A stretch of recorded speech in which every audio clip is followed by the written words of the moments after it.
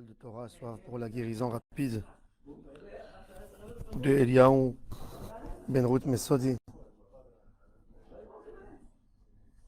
Moshe ben Rivka, Daniel ben Rivka, Nissim ben Rivka, Daniel Tamaratou bat Fortuné, Esther bat Rachel. La Torah nous dit Lot Issa Shem Hashav. Lot Issa Shem Hashav n'accepte pas à recevoir du Lashon Hara. N'accepte pas à recevoir du Lashon Hara, comme qui est écrit dans la Gemara, dans Masechet Psachim Daf Kuf Yud Gimel. Beaucoup de fois, il y a quelqu'un qui vient nous raconter quelque chose qu'il a vu. On ne peut pas lui faire confiance puisque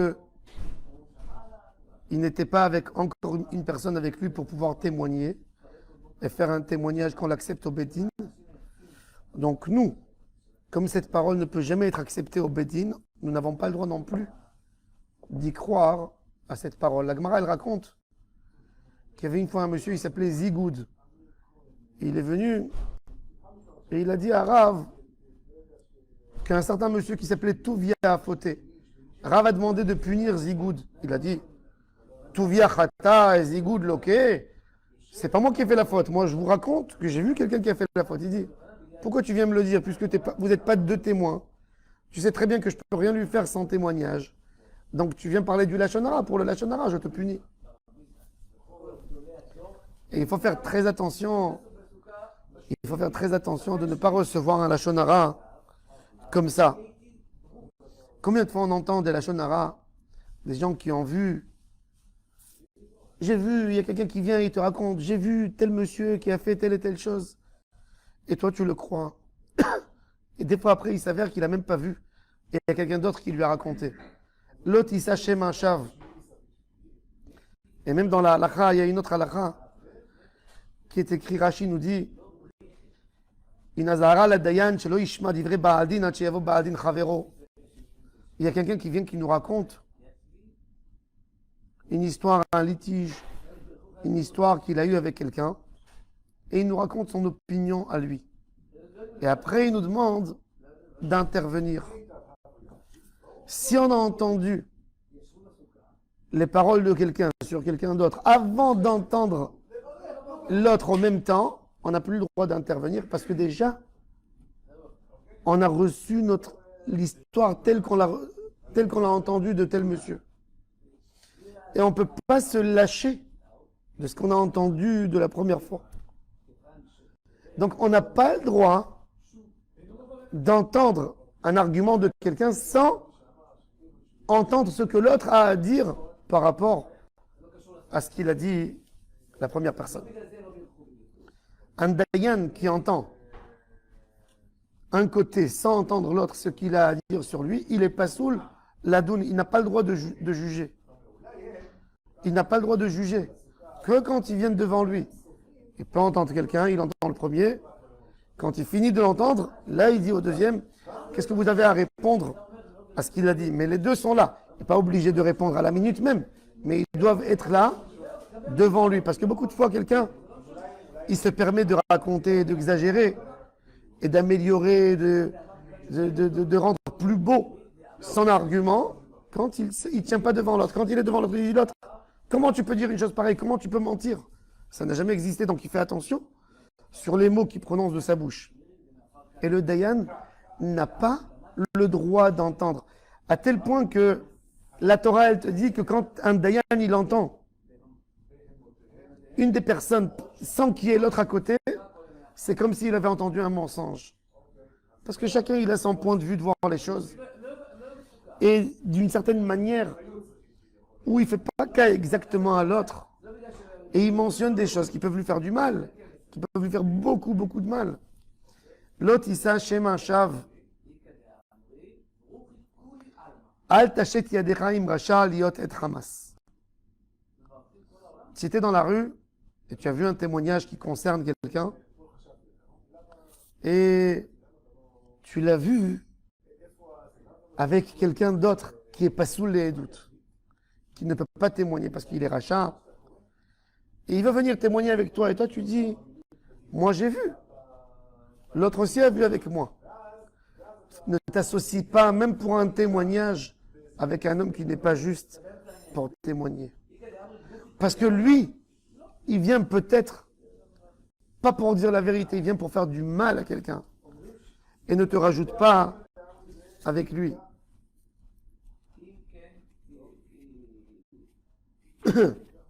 Comment la Torah fait attention aux paroles qu'on mentionne. Même si j'ai vu des choses. Même si j'ai vu des choses. Je n'ai pas le droit d'aller les raconter. Il est écrit dans la Gemara qu'un Rav qui fait confiance à son élève à 100%, et l'élève vient lui dire j'ai vu telle et telle chose, il a le droit d'accepter les paroles, mais pas de juger.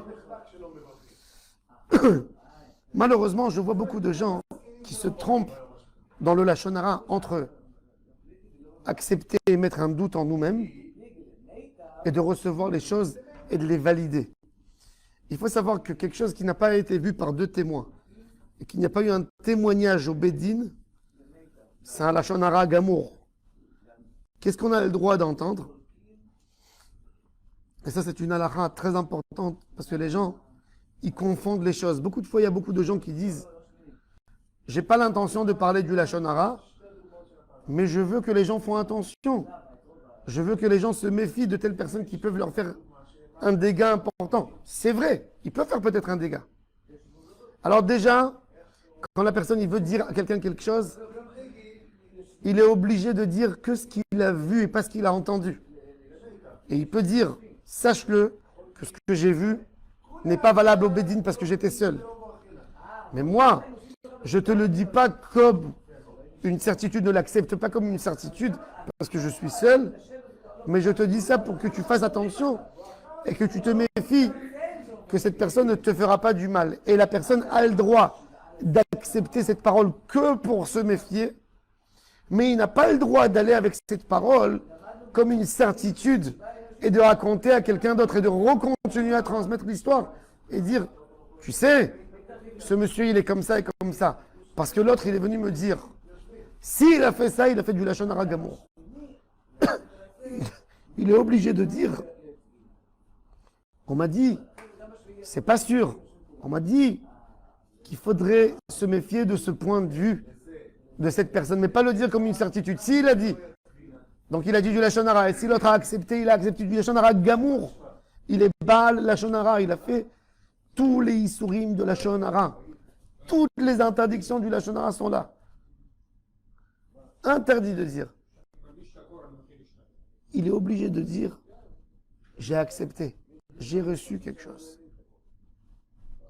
Comment il faut faire attention? Des fois, malheureusement, des gens y répètent sur ce qu'ils ont lu dans le journal, sur ce qu'ils ont entendu, comme si c'était une évidence et ils savaient. Et ça, c'est du Lachon Hara Gamour. Une fois, ils ont dit au Chafetz Chaim, mais il y a 100 personnes qui disent pareil. Il dit le Gehinom, il est grand pour recevoir dans le Gehinom même 10 000 personnes. Tu as vu 100 personnes qui ont fait une Avera. Alors tu as le droit de faire toi aussi la Avera? Faire très attention à notre bouche. Quand on entend une histoire qui n'a pas été validée, qu'il n'y a pas un Bédine qui était derrière, que ça ne s'est pas vérifié, et qu'il y a une authentification, c'est un mensonge qu'on a entendu. C'est exactement comme un mensonge. Et quand on entend et on laisse ça dans notre esprit, on transgresse un lave minatora. Dieu, Akadosh Baruch Hu nous a dit non, et nous on dit oui. Lot issa shem hashav. Lot issa shem hashav. Donc il faut faire très attention d'être préservé. Le Chafetz Chaim il dit que ce qui casse la prière, que la prière n'est pas acceptée, c'est quand on entend du Lachon Hara. Quand nous on entend du Lachon Hara et on accepte, Akadosh Baruch Hu dit moi j'ai pas envie de vous entendre. Quand un homme il parle de sa bouche du Lachon Hara, dès qu'il commence à parler, Akadosh Baruch Hu il se sauve. Il dit peut-être qu'il va parler du Lachon Hara, j'ai pas envie de l'entendre. Et c'est comme ça que l'homme fait des tfilotes, il peut faire Tehillim tous les jours. Si sa bouche elle est pleine de Lachon Hara, ses prières ne sont pas exaucées. Ses prières ne sont pas exaucées. On a tellement besoin que Hachem nous entende avec notre filote. On a tellement envie que Akadosh Baruch Hu nous exauce nos prières. il faut qu'on fasse attention à ne pas parler du mal des autres. Quand on ne parle pas du mal des autres, quand on n'accepte pas le mal des autres, même Akadosh Baruch Hu n'accepte pas le mal que les mauvais anges disent sur nous en haut. Quand quelqu'un il demande à Akadosh Baruch Hu quelque chose, il y a toujours les Mekatregim, Midat Adin, il vient, il dit, comment tu veux lui donner ce qu'il demande? Regarde, il a fait tel Avera, et tel Avera, et tel Avera. Si l'homme, lui, son oreille est toujours ouverte pour entendre du Lachon Hara des autres, et bien Akadosh Baruch Hu dit, allez, racontez-moi, qu'est-ce qu'il dit? Qu'est-ce qu'il a fait? Il a fait ça, ah, il ne mérite pas. Mais si cet homme, même s'il a fait plein de Averot, mais il ne parle pas du Lachon Hara, Akadosh Baruch Hu dit, lui, il n'entend jamais du mal. Sur les, moi, j'ai rien envie d'entendre sur lui. Je veux lui donner tout de suite une... La Gemara, elle dit que les guerriers de David Ameler, ils sortaient avec des tefilines sur leur tête dans le champ de bataille et ils mouraient. Ils mouraient.